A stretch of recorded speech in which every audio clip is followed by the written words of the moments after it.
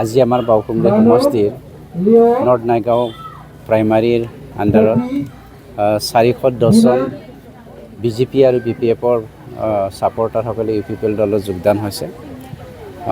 এটা কথাটো স্পষ্ট হৈছে, আজি UPPL দলে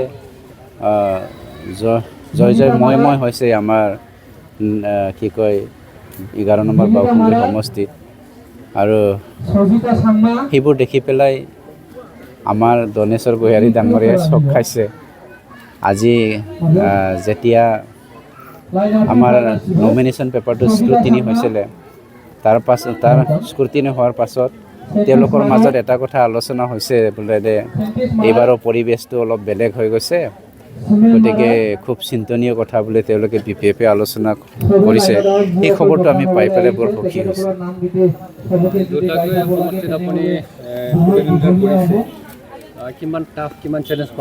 চাওক, আমাৰ সন্মানীয় পাৰ্টি হাইকমাণ্ড প্ৰমোদ বড়ো ডাঙৰীয়াই মোৰ ওপৰত আস্থা ৰাখিছে।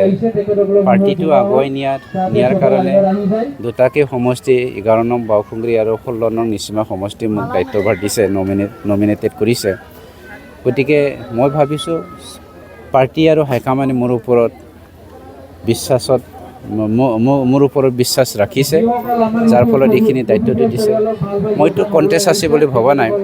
22 বছৰ দনে MCLA আৰু EM হৈ থকাৰ কাৰণে মানুহে ভাবিছিলে দনে বহুত ষ্ট্ৰং লিডাৰ বুলি, কিন্তু আহি দেখিলোঁ মানে দনেশ্বৰ মোৰ কাৰণে অপজিশ্যনত থকা বা অপজিশ্যনৰ ষ্ট্ৰং এজন লিডাৰ বুলি মই অনুভৱ কৰা নাই।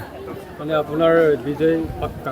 নাই, আমাৰ বিজয়টো একেবাৰে 100%, কিয়নো সকলো জাতি জনগোষ্ঠী এইবাৰ মাৰবাণ্ডি UPPL দলক প্ৰমোদ বড়ো ডাঙৰীয়াক আশীৰ্বাদ কৰিবলৈ আহিছে, আমাৰ পাৰ্টীয়ে আশীৰ্বাদ কৰিবলৈ আহিছে।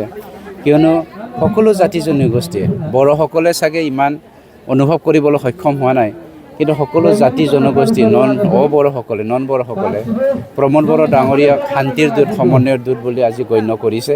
গতিকে সেইটোৱে যথেষ্ট আমাৰ কাৰণে।